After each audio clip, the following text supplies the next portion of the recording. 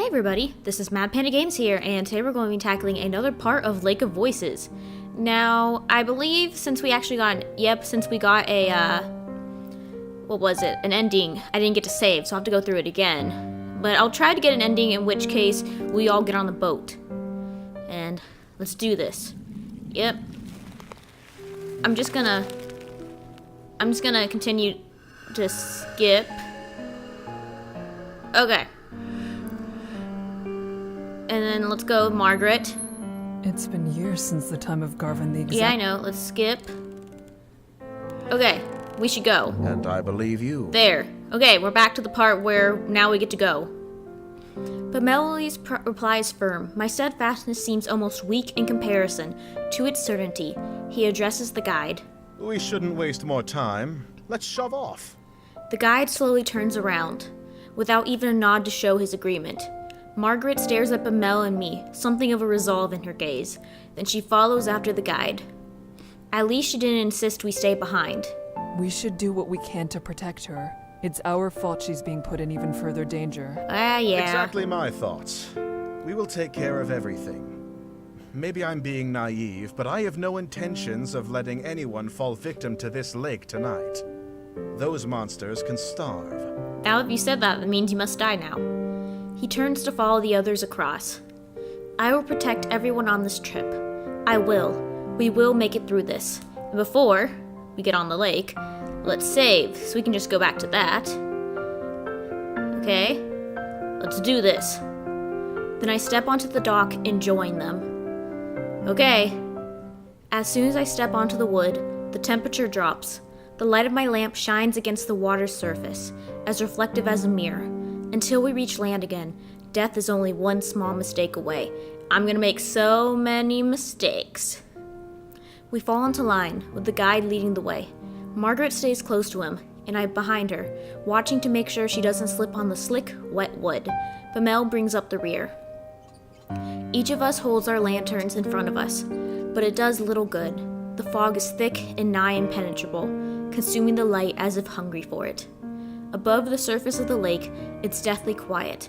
No longer is there the whispering wind, nor the sound of water lapping against the shore. It's just our own mismatched footsteps, and the sound of my quickened breathing. Let's do this! My eyes drift back to the lake, against my better judgment. It's no wonder there's not even the sound of water, with how still the surface is. It seems almost sturdy, with the sheen of a black marble floor. I've heard rumors the water of Sinlos is heavier, more difficult to disturb than natural water, that just the weight of its oppressive cling is enough to keep someone down, even without them. Something even darker than the abyss of the lake flickers just below the surface, or at least I think it does.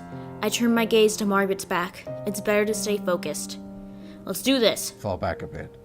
You're following me too closely. Too closely? We're trying to live, man.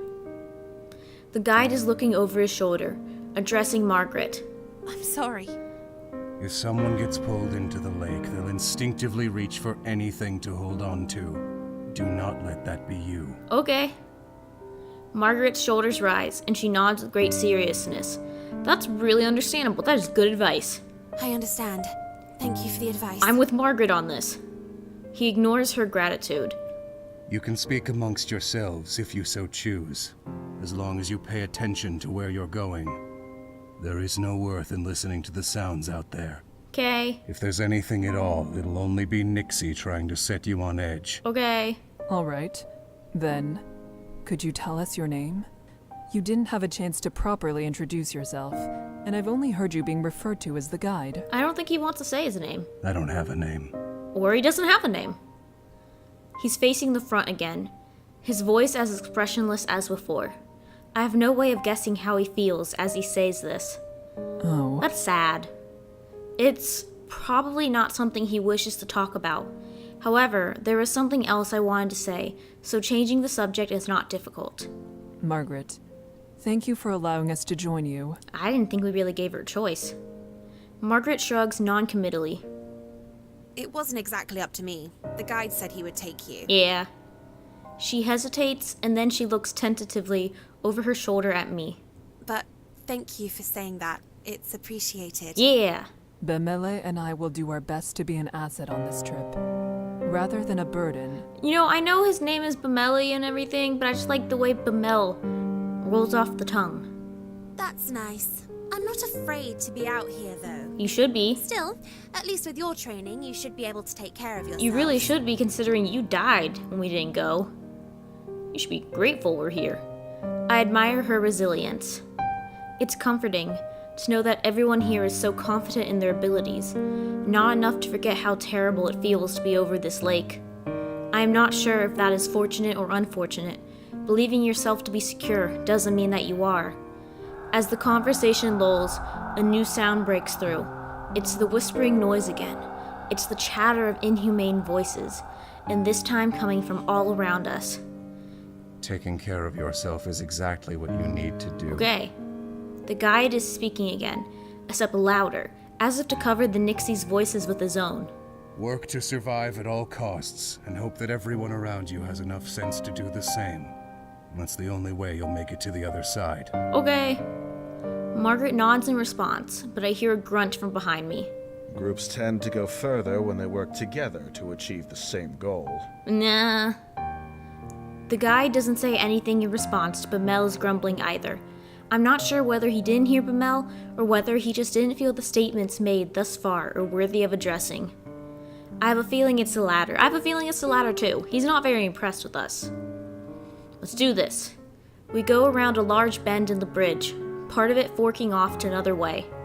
I wonder how the guide knows which one of these essentially identical paths is correct, when something in the corner of my eye catches my attention. I believe I saw something over there. Ignore it, just keep on going. Keep walking. No need to worry. Yeah.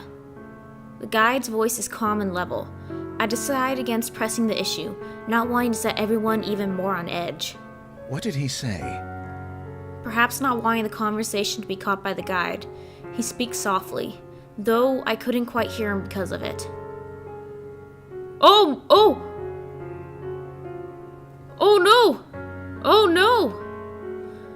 I take my eyes off Margaret ahead for a moment to explain it to Bamel and stop dead in my tracks. Only one word is able to escape me in my stunned state. Behind. Behind Bamel stands another figure, looming in the darkness. Seeing my face, Bamel grabs the hilt of his sword. He whips around, then staggers swiftly backwards. Okay, I'm saving. Okay, sorry, Bamel, I hope you don't die. Please don't die. Oh yeah, his face is scared. Several meters away, a crooked, twisted black figure hobbles its way towards us. Some kind of liquid drips off its head, curling around the edges of its face. It almost looks like it's crying. Bamel backs up until he's standing beside me. The figure continues its slow advance, head jerking from one angle to another. We probably should tell the others. What on earth? Tell the others! It's one of them. Yes. Nixie that stumble across the bridges looking for opportunities. Okay, why didn't you tell us this before? The guide is standing next to us. I didn't even notice him approach. The ones that can make it out of the water are generally referred to as prowlers. Great, a name to a face. I had no idea things like that were out here. Is that what Kika saw down the other path? Probably. The guide says nothing, instead returning to the front of the party. Margaret watches him pass. Her frustration morphs into nervous optimism when something seems to come into her mind. Well, Nixie aren't slowed down much by swords, but at least the light keeps them away, right? Sure. Margaret's hand grips her face tight, and desperation bleeds into her voice. I bite the inside of my lip. Direct light will force it to return to the lake. However, it'll try to drag the light, or you, down with it before it goes. Yo. Instinctively, I reach for the hilt of my sword, despite the fact that it would do little to protect me. The prowler is getting closer, jerking forward, stopping, then resuming its slow advance. We should probably continue moving then. Okay, does anyone have a light we can leave here? That way it won't follow us. Only matches. Oh, he's getting closer. Bamel spits. He's the one bringing up the rear, so he's the one most likely to be in danger if it keeps following. The guide, however, moves forward. Don't forget it's there, don't let your guard down, and don't get left behind. Okay. What? How am I supposed to keep walking with this thing at my heels? You said it wants to attack. We can't get rid of it. Might as well just keep on walking. Don't give it the chance. Yeah. I know the guy's kind of an asshole sometimes, but he has really good advice. Bamel sputters in anger, and the guide summarily ignores him. I solidly grab hold of Bamel's upper arm. Here, I'll lead you like this, and you can keep your focus solely on the Prowler. Make sure it doesn't get too close. Okay, still sounds dangerous. Bamel eyes the guide with unresolved hostility, but allows himself to softly sigh in relief. He gazes at me with fondness. At least there's someone I can count on. Yeah. Despite the fact I'm going against his advice, the guide says nothing more. It's clear now that he doesn't give a damn what we end up doing. Some part of me is glad for that. I want to help everyone make it through, and it would be worse to have to persuade the guide every time help was necessary. Kika, thank you. Yeah, Kika's a boss. Bamel places a gentle hand on my shoulder. Oh, wait, save. Oh, I can't see where it is. Ooh. There it is. It was too dark. Place my hand over his or nod seriously. He's hot. Let's place my hand over his. Oh, he's blushing. He's blushing. Okay. I feel Bamel start as I reciprocate his touch, but just as quickly a smile replaces his shock. The moment is pleasant. A small balm against a large burn. I harden my expression and Bamel follows suit. He moves his free arm down. I fully link his arm with mine, and now properly settled, look forward. Margaret is following the guide with some reluctance, turning back every so often to check on us. I wave my lantern to signal we're catching up. Margaret returns her head to the front and quickens her pace. With a tug on Bamel, we start to follow them. Okay. The four of us continue cautiously over the bridges. Only this time the wet, squishing footsteps of the Prowler join the sound of our own. That's scary. In spite of myself, I grip Bamel tighter. The Prowler walks without a set pattern, sometimes fast, sometimes slow. It takes long steps, then short ones. At times, it stops walking entirely. Does it hurt to be out of the water like this? Or is it trying to be difficult to read? Suddenly, the whispering in the lake grows louder. I steel myself, trying not to let it get to me. The most important thing in a situation like this is to remain calm. I can't lose my head, literally and figuratively.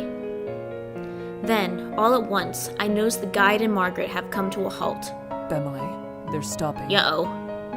Bamel slows down as I do, and as we near Margaret's back, she says with something akin to distress. There's another one. Uh-oh. I tug on Bamel and he understands. We draw up close to Margaret, ready to protect her if need be, but the guide holds out a hand.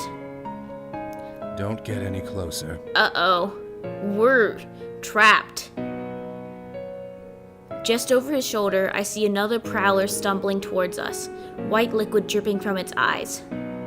The guide's hand turns over in the air, palm up. Give me a lantern. We'll throw it. Okay. Margaret extends her own with a trembling hand when Bamel speaks instead, his back still turned. If you have to take someone's, take mine. No, you're in the back. That means the Prowler's gonna get faster. Yes, an extra light won't do us much good when we're standing this close together. Oh, okay, so we can't make a choice. Margaret takes Bamel's lantern from him, guarded relief displayed on her features. Thank you. Okay. She hands the lantern to the guide, whose hand grips it tightly, knuckles growing pale. Stay here. I can't throw it too far, or the light will blow out before it reaches the Nyx. Okay. He steps closer to the monster, his movements light and confident. As he nears, the Prowler starts to back away. Is it only the approaching light that's making it retreat, or are they afraid of him? Gosh, look at that thing! It's creepy! It's creepy! The guide is far enough away from us that the fog is partially obscuring him, hiding his movements. The voices from the lake grow louder and louder. Water suddenly begins to splash across the lake, in the distance and onto the edges of the bridge. They want him to mess up. I don't notice how tense I am until Bamel eases my grasp on his arm. Then suddenly, the guide takes multiple long and fast strides forward, throws the lantern, and jumps backwards to regain the lost distance. There's a sharp hiss. Ugh. I keep on messing up. Okay. I'm just very involved. I'm very intrigued. I'm very excited. It's caused me to slur my words. There's a sharp hiss, and then a deep splash, and the voices of the Nixie grow quieter. Not silent, but quieter. A sigh escapes me, and the guide comes back to our group. We should keep going before it comes back. Yes. I glance at Bamel and realize he too is looking relieved at the guide before us. And then I see it. Oh no! The first prowler. It's still there. It's right there. Okay. Uh-oh. I shift around, pulling Bamel behind me. The prowler lunges after him, barely missing Bamel, but striking my lantern instead. The fire goes out, and the two of us are plunged into an unearthly darkness. Oh. Then there's a slick splash. I realize the Nyx has retreated into the water. Somehow, Bamel and I are still standing. We're still here. Kika, thank you. Uh-oh. I can't respond. Something cold, wet, and slimy has grabbed my ankle. Kick it off. I kick my leg out as fast as I can, and the Nyx's hold slips. It can't pull with the momentum I've gained against it. Margaret rushes to my side, her lantern hanging out towards the Nyx. Uh-oh. The light brushes its face. We see it for an instant, its eyes wide, and then it slides back to the smooth surface of the water. Bamel grabs Margaret and I both, helping us towards the center of the bridge and cussing under his breath. Well, we're all alive. I only looked away for 1 second. We're alive. It's fine, Bamele. We're all fine. Okay, well, yeah, the guide said don't lose focus. Are you actually alright? Apparently we're alive. Margaret cocks her head down, examining my ankle, but there's nothing but a wet smudge around my trousers. I am fine. We're probably psychologically traumatized, but physically we're fine. I say that, though I don't actually want to let go of Bamel. I need to, in order to relight our lantern and provide us actual safety, but I feel such a strong desire not to be alone in this moment. I shake my head roughly and let go of him, relighting the lantern as fast as I'm able. Kika, thank you. Again. You saved my life. I won't let this happen again. Better not. Yes. Yes. It would be good for all of us to pay more attention. Okay. Margaret nods solemnly. Suddenly, it seems like we're all on the same side. It isn't only Bamel and I. She is with us in more than simply presence. The guide's voice, as cold as that monster's grasp, ends my train of thought. We lost the lantern I threw. The Nyx grabbed it after the light went out. Uh-oh.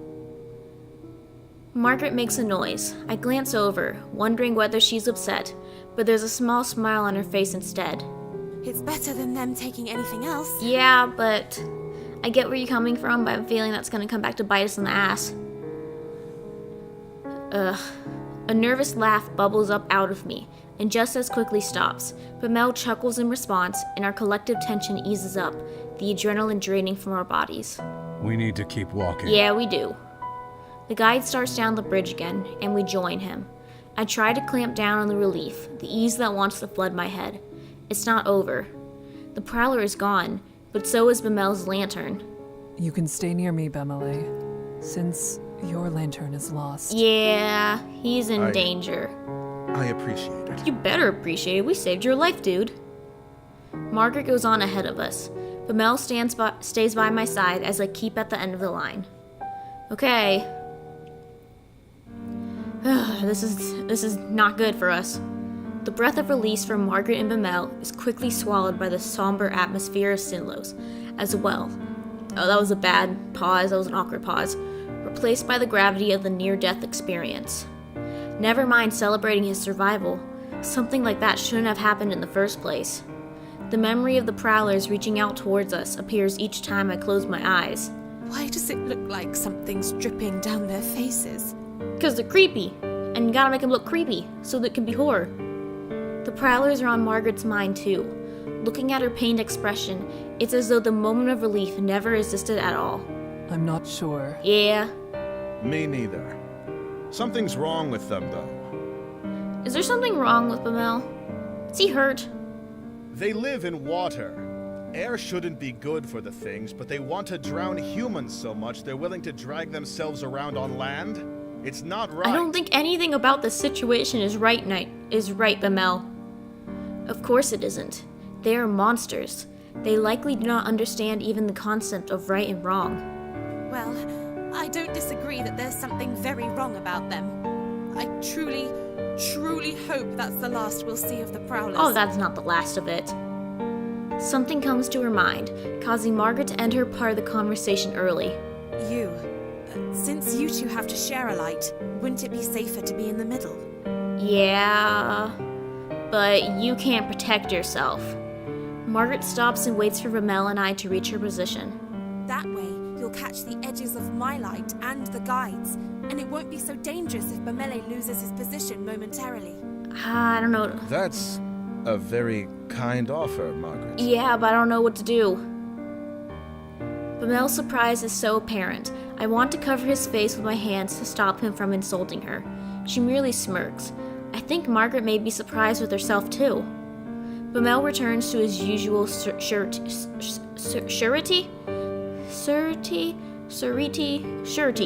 As thoughtful as it is, I, at least, am fine with bringing up the rear. I'm used to keeping watch for monsters, and since there are two of us, I can pay attention to the back while Kika focuses ahead. That didn't work last time, though. It's not my light, though, so I shouldn't be the one to decide what she should do with it. Okay. Margaret and Bamel turn to look at me in unison. Seems like it's my decision. Neither of them are wrong. As for me, my goal is to protect everyone. I can't very well do that with Margaret falling behind us.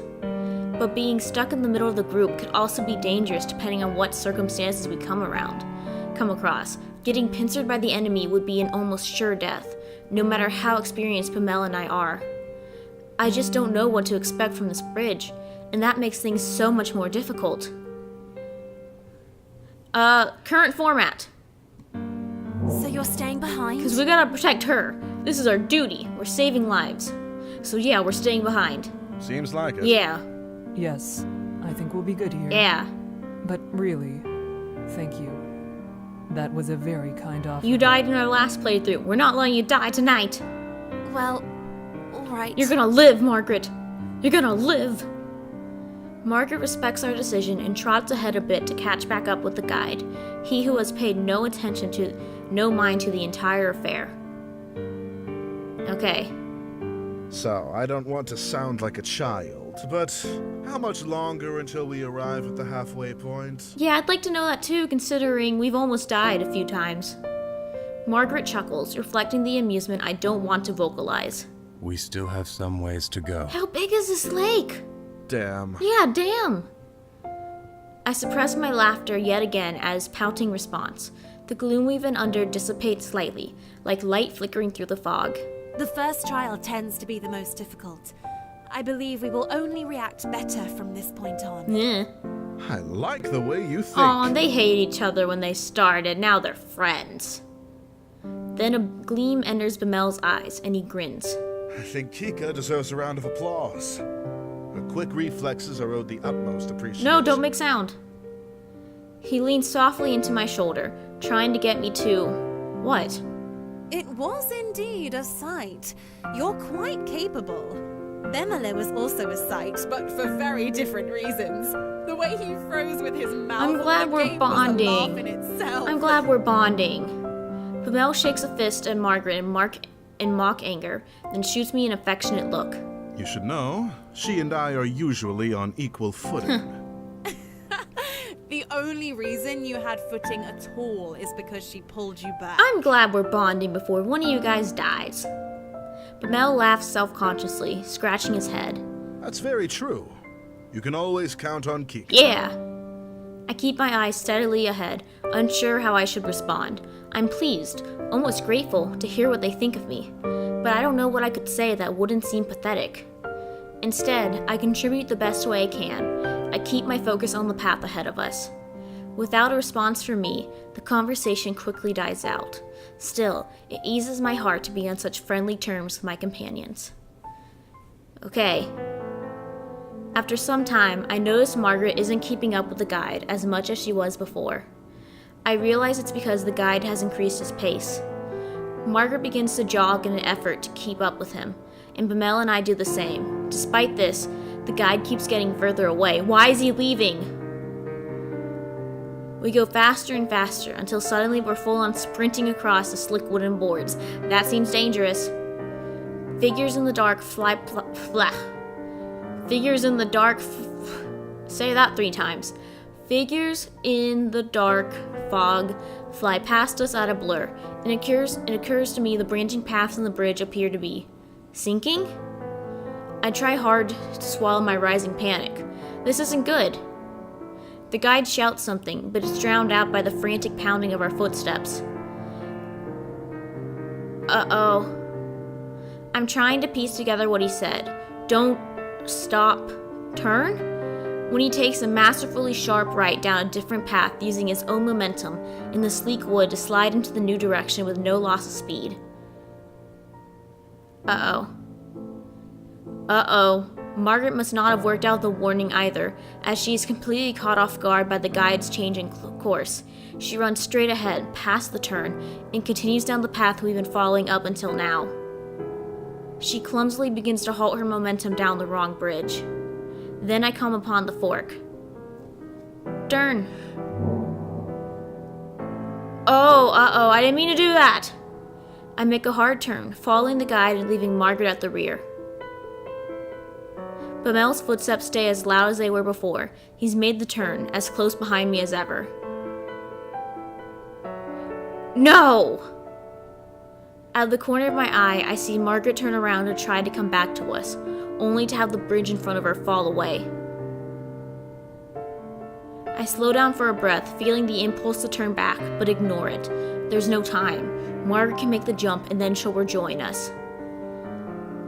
I keep my eyes glued to the guide's back, ears perked from Margaret's footsteps approaching behind us. And then I hear it. A scream. Uh-oh. I whip around, sliding to a stop. Margaret is sinking. The bridge she's on is sinking into the water. She's disappearing. She didn't jump.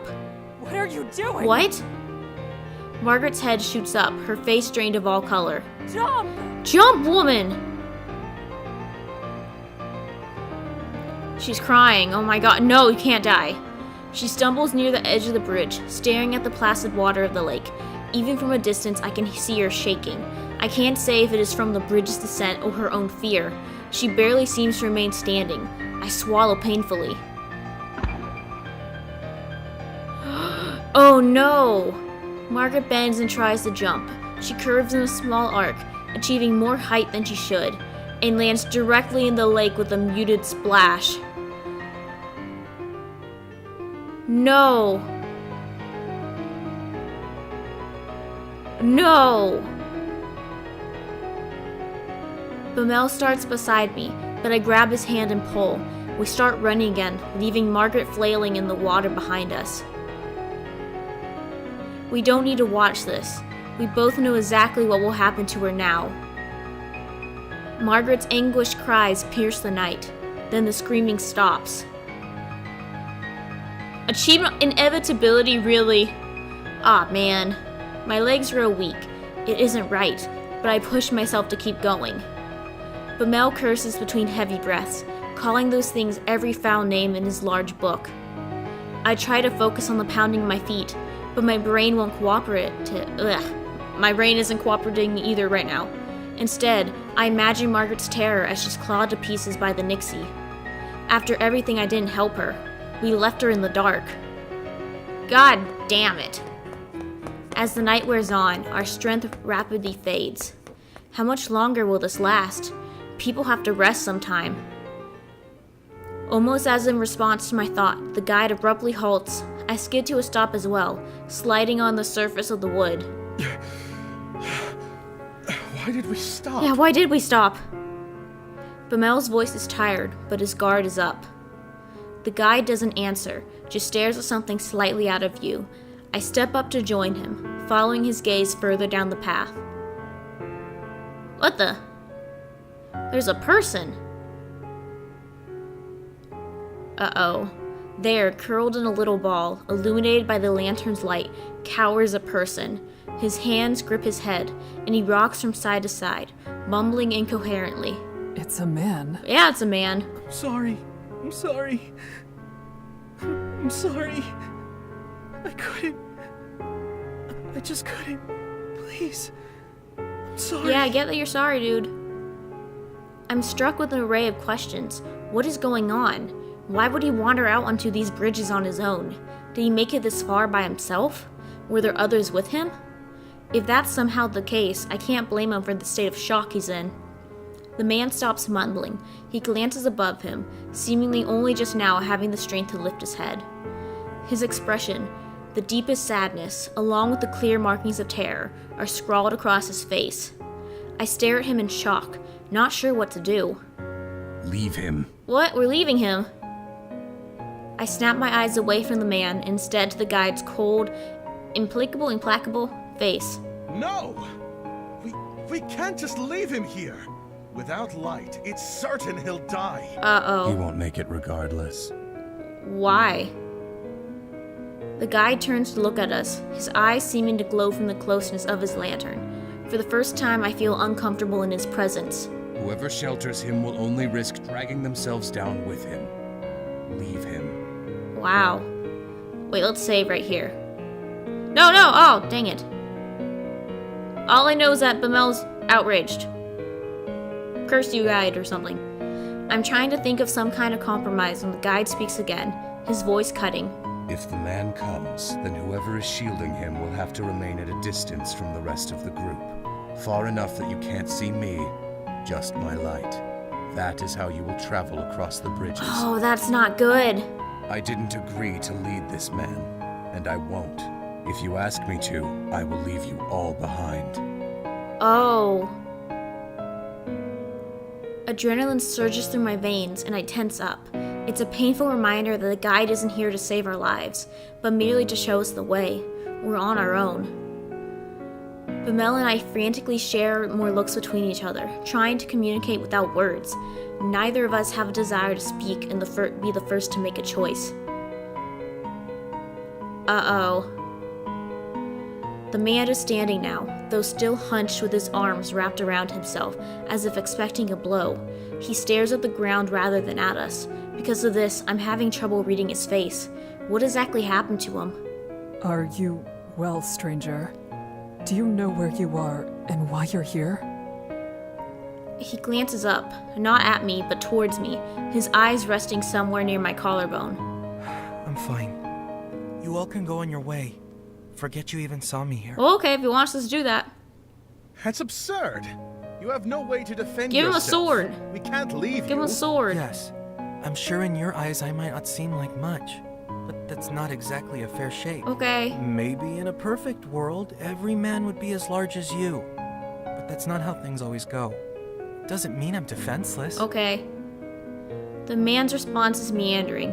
The words themselves seem to be in good jest, but he's still barely looking at us, fidgeting with his hands. Mel frowns, unimpressed. It was a joke. This is not the time to be joking. Our friend just died. He smiles hesitantly, making eye contact with each of us for the first time. What part of it was supposed to be the joke? Do you even realize what is happening in this moment? Yeah, Margaret Never mind. died. Forget that too. Okay. Point is, I'm alright. Well, let's leave him. You have found yourself out alone and unlit on Sinlos. Exactly. Something must be wrong with you. Okay. Oh no, sounds like you've been talking with my father. Something's very wrong with him. I'm not saying like there's something wrong with him, but I feel as if he's experiencing some sort of grief. He lets out a weak little laugh, coupled with an eyebrow raise, voice trembling. No one really knows what to make of this. The man gives a small wave and begins down the path we came. Bamel huffs, tossing his hands into the air. That's not even the right way. It is for me. Okay. Oh? You must have come quite a ways if it was the other shore you started on. Okay. The man's smile grows. Good. That's not so bad. Okay. There is no response to this remark, unsure of what could be said. I still think he should come with us. A person needs a light, and the guide himself said he won't be able to manage on his own. Sticking with us is his best option. Oh gosh. Oh gosh. I look over the man's body, noting the scrawniness of his limbs. Scrawny, but not necessarily lacking in muscle. The bravado he was showing as he tried to leave us has faded yet again, and now he's standing quietly, looking at us as if watching a play. Interest, but no true connection to the events. It's easy for you to say such things, but whose light are you offering? Yeah. It's not mine, and you are putting her in even more danger with your own presence already. Okay. Pamel's hands turn into fist. He looks away but doesn't say anything. For a moment, no one does. I feel a cold sweat on my brow as what I feared comes to pass. He's stopping us from protecting another. Why must he get involved now? Why can he not leave us to make our own decisions? You... Don't worry about me. I'll be on my way now. Okay. The man's voice is full of something I cannot place, and he starts to shuffle back down the way we came, arms still clenched around himself. I know the guide wants to act as though there is no option. However, I could stay back with him. I would put Pamela and myself at significantly more risk, but at least this man will stand a chance. Screw it. Bamel needs to survive. Margaret has died. We need to save Bamel. I can't risk it. Bamel stares at the man as he leaves. We both watch him drag his little frame down the bridge, quickly fading from sight. We had to let him go. We've already suffered the loss of one of our own. The space the man vanished into is dark and silent. We can see and hear nothing of him, not even his footsteps. The guide was right. There are no other options. Well, that is what I have to believe. We need to get through this somehow, and being weighed down with guilt will only distract us. The guide starts moving again at a quick pace. After a moment's hesitation and one last glance into the truly lifeless fog, we run to catch up to him. Okay, we walk onwards in silence. Our party hasn't changed. The stranger was never added to it, so it's not as if it makes sense to miss him. But there's a sense of loss all the same. No one even attempts mirth. I keep thinking I should have done more. Should have pushed the guide harder to change his mind, so it was less dangerous to keep the man around. Something. Anything. But I have to let this go. I'm not going to forget that man. I'll never forget him. But we still need to get through this. I curl my hands into fist, hoping it'll strengthen my resolve. Then I push forward. Okay. We turn down a different path, and the guide stops. No. Ahead of us stands a group of prowlers. At the sound of us, they turn their heads in unison, as if they knew we were coming. I inhale. The prowlers wriggle somehow, their skin moving more slowly than it should, sliding across their skeletons. They laugh. We cannot lose another lantern at this point. We're almost to the island. So what does that mean? The guide rummages through his coat with his free hand. What are you planning? Pamel's tone is borderline threatening, but the guide ignores him. He pulls out a small patch, then opens a latch on his lantern. Wait, are you going to throw that at them? What if the bridge sets on fire? Nah. It will. We're going to run. Okay, that didn't work well for Margaret last time. This is insane! These bridges are hellish enough without them also being on fire. Well... And what about the other man? If he's still out there, this could... He's dead. We're not losing another lantern. Okay. He says it with such detached certainty. It's as if he saw it happen himself. No one argues with him. The guide steps closer to the prowlers. We fall into step behind him, staying close to his back. He bends his lantern back down until it is lowered to his outstretched arm. The pouch in his hand is set aflame. With a practiced flick of the wrist, he swings the staff back and up. The glass on the lantern snaps closed. Don't get left behind. Okay.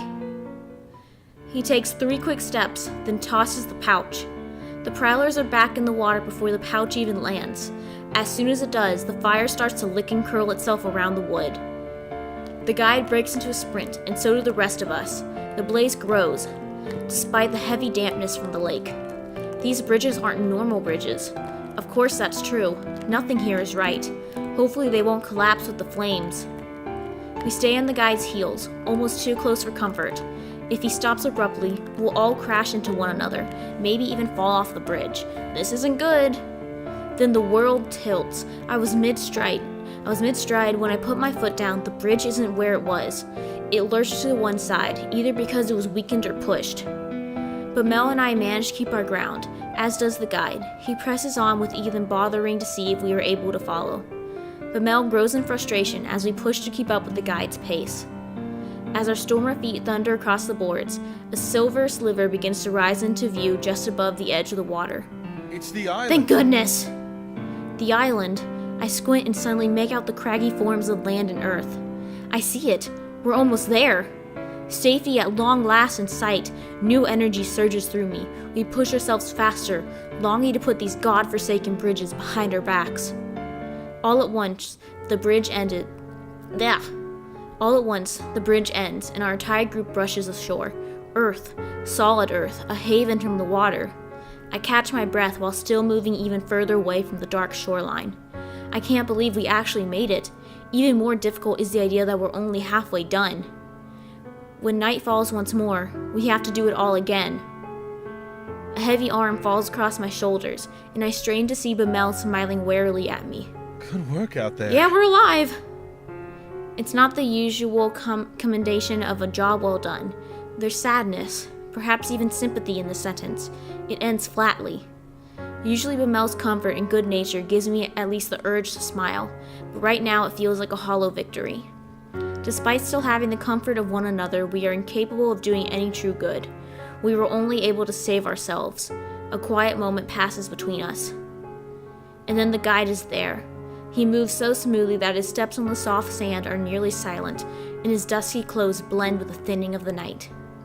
The sun will rise soon. The fire on the bridge is the only reason this island isn't overrun with prowlers right now. However, they could still pose a threat. This isn't good. Bamel levels an empty look towards the guide. Is there something we should do? Please tell us. Okay. The guide takes us to an area a bit further inland, but not too far from the water.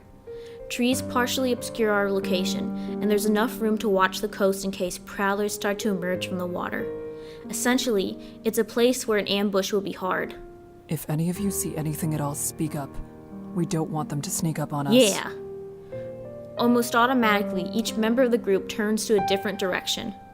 As the sky continues to fade, from pale purple to a muted blue, the water stays silent.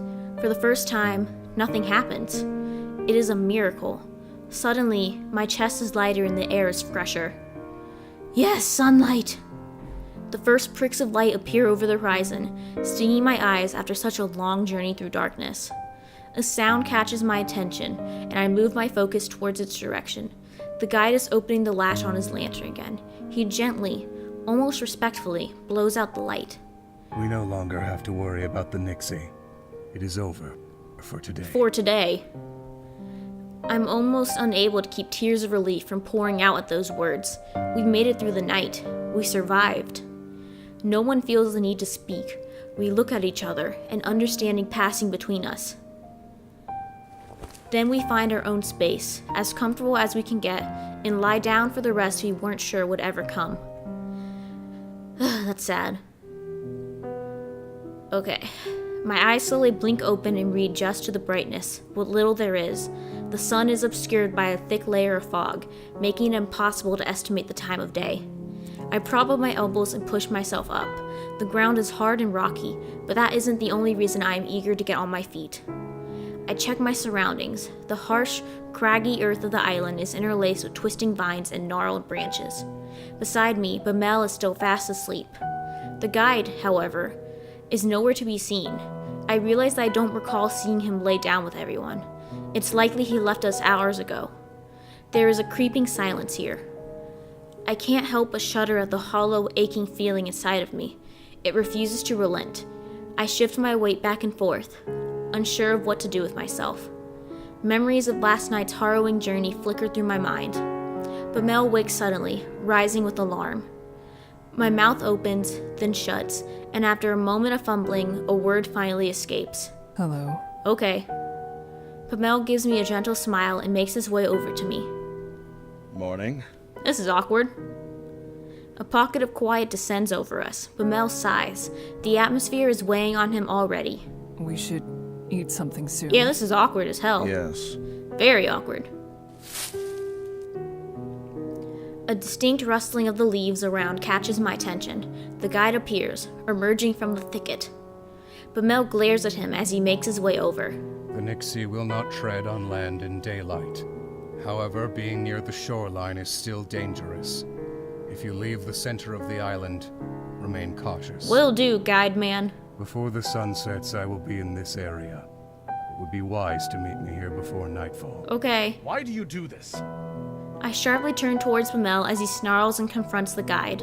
If you had just let him follow behind us, if you had been there before, none of this would have happened. They didn't have to die. The guide looks away, seemingly unaffected. If all you're going to do is leave everyone to be lost, then why bother guiding us at all?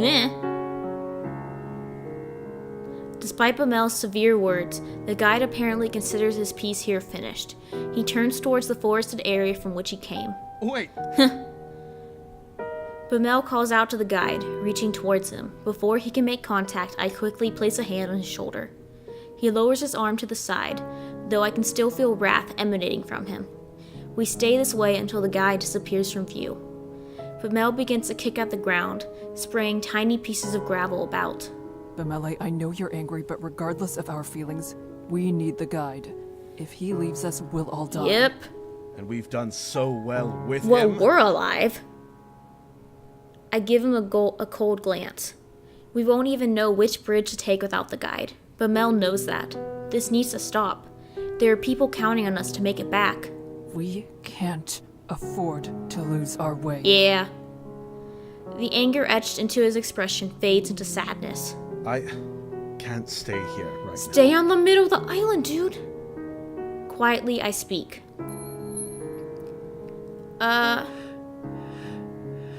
Oh gosh. I don't want him disappearing. I speak too softly for Bamel to hear. Lingering for only a moment, I start following the trail Bamel took. 'Cause we're not gonna leave him alone. It doesn't take him long to notice I'm there, and he slows his pace so I can easily catch up.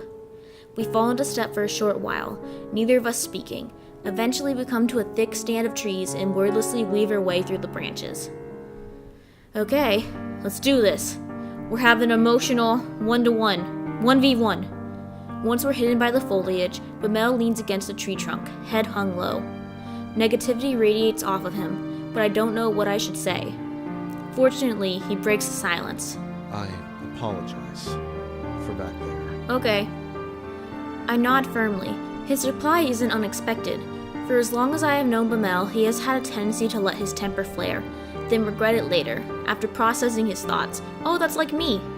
I know that dealing with these sorts of situations calmly is part of the job. I cannot tell myself everything is fine or that none of it matters. I get that. Sure, I can feel something without it being anger, but I've not figured that out either. You care too much. Rather than speak, I try to listen as supportively as I can, while Bamel continues to argue with himself. He sighs while pensively rubbing the bridge of his nose. Am I simply being foolish? Would it really have been so harmful to try and help someone else instead of focusing solely on oneself? It looks to me like we're telling ourselves these lines to avoid responsibility. I don't know, we tried to help someone else, and look what happened. She died. I don't know. It's possible you helping would have worked better. It's also possible it would have been worse. Yeah. Bamel stares across the empty waters of Sinlos. I want it to be clear that I have not forgotten that those people across this lake are depending upon us. Not for a moment. But would they want us to be so focused on them that we should turn a blind eye to others right in front of us? That's a hard question to answer. Even if they would, does that matter? We are more than weapons, we are people. Do we have to cast that aside? Turn away from our fellow humans? Just to achieve a so-called greater good? I don't know, you're really going deep into the moral It's not area. as though this village is a haven of saints. They are only as worthwhile as we are, and these people on the bridges with us, aren't they? I don't know. I don't know. See, I don't know. I can feel the weight of his words settle upon me. I've had similar thoughts and have questioned what the correct choice is, but unlike Bamel, I have always been silent. I clench my fists tight to try and stop from saying something rash. Bamel closes his eyes tight and rubs his face again. It is clear this hasn't been enough to give him much peace. Eventually, his eyes reopen and look directly into mine. What do you think about all this, Kika? Please, be honest with me. I want to hear it. Honestly, it sucks. Suddenly, my eyes are hot. My vision blurs slightly from tears I desperately am trying to hold back. I really don't know. That is the truth. Yeah, that sucks. My words are soft. Whether he heard or not, the look on my face is enough to garner attention. His eyebrows shoot up in surprise. Aw, he walks over to me slowly, concerned. Kika, what is troubling you? Many people have died. I don't have the answers to what you are wondering. Who Oh, are we're we meant to crying, protect? finally. Everyone we can? Whoever we're told to serve and no one else? Just ourselves? Should we only try to protect others when the risk is minimal? I don't know. I have no idea what the right option is. That's what makes this game so good. There are no right options. I can't choose which one's right. But Mel's confusion only mounts with my words. I am sorry for disappointing you. Aw. No, you haven't disappointed me in any way. I never should have expected someone else to give me answers to those kinds of Yeah, like questions. these are deep questions. It is only... I did not think that... He does not finish his thought, but I know what he meant to say. You did not think I was concerned with these issues? What? He smiles awkwardly over being caught. Yes. You never seemed to be bothered by anything we experienced before now. That just means we're really good at having the face, the mask on. With his words, my carefully held resolve crumbles. In an instant, my cheeks are wet with hot fluid cooling in the chill air as it slips down my face. I've always cared. I've always been afraid and confused, but I have kept up a... Aw.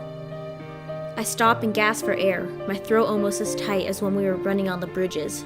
a farce of strength in order to get by. Man, we are having a really big heart-to-heart talk right now. I breathe deeply with relief, terrified and lightheaded from my confession. But Mel's voice is as delicate as flower petals. I had no idea. How could I not have noticed? I don't know. How could you? Because I did whatever I could to make sure no one did. I have never wished to appear weak in front of others. But the truth is, I barely get through each day. I often feel overwhelmed with sadness at all that we have experienced. Aw. Mel gently places his hands on my shoulders as I try not to sob wildly. Kika, I truly apologize for all the thoughtless things I have said to you. Okay, guys, if you just heard a big sound, I don't know what that is, but something happened. I shake my head, sniffling. There is no need for you to apologize. Okay. He smiles, the warmth almost enough to make me forget the damp. I beg to differ. I have failed to treat you right. Yeah! You have always been respectful. Yeah! A person needs more than respect from their comrades. They also need support. I have never given you that kind of consideration because I believed someone like you did not need it. Okay. The same could be said for me. We're really bonding. Nonsense. You have listened to my rambling on more occasions than I can remember. Though I admit my memories may not be there due to being drunk many of those times. I could see that. I could totally see that. Okay. So help me. But Mel is gonna survive this thing. We have bonded. We are now blood kin. But Mel laughs at himself while glancing in my direction to encourage me to do the same. His comforting words make me smile, and I feel my tears finally cease to fall. Continue to support you. Yeah, oh, he's blushing. He grins wider than he has since we began this horrible journey. You have my thanks. Yes! And you have mine. Yes! Abruptly, his expression becomes serious once more. I will come to answer these questions someday. But no matter what I decide, Ow. I will still put trust Sorry, in your my judgment. finger just cracked. I fear I may not live up to the belief he seems to have in me, but I nod firmly. He returns my nod. Perhaps we should go check how everything is on the island. Yeah. That sounds like an excellent idea. And I will accompany you, of course. I'm glad I went with him. Glad to hear it. Yeah. Together, we walk back towards the interior of the island. Both our moods lift as we stay side by side. But Mel and I head through the wooded part of the island. There isn't anything that could be called a path, but we manage to pick our way through the bush quite well. Through a thinner stand of trees, we briefly catch sight of the guide standing on one of the beaches. He seems fine, but even though I'm sure he turned his head toward me, he makes no show of acknowledging us. It takes less time than I would have hoped for us to see all that there is on this isolated place. Now we will have to spend time simply waiting, a far more unpleasant task. Okay, I think I'm gonna stop here. It's been almost an hour, and I'm feeling where the really scary stuff's about to happen soon. So I'm gonna save, save, slot 2, empty slot.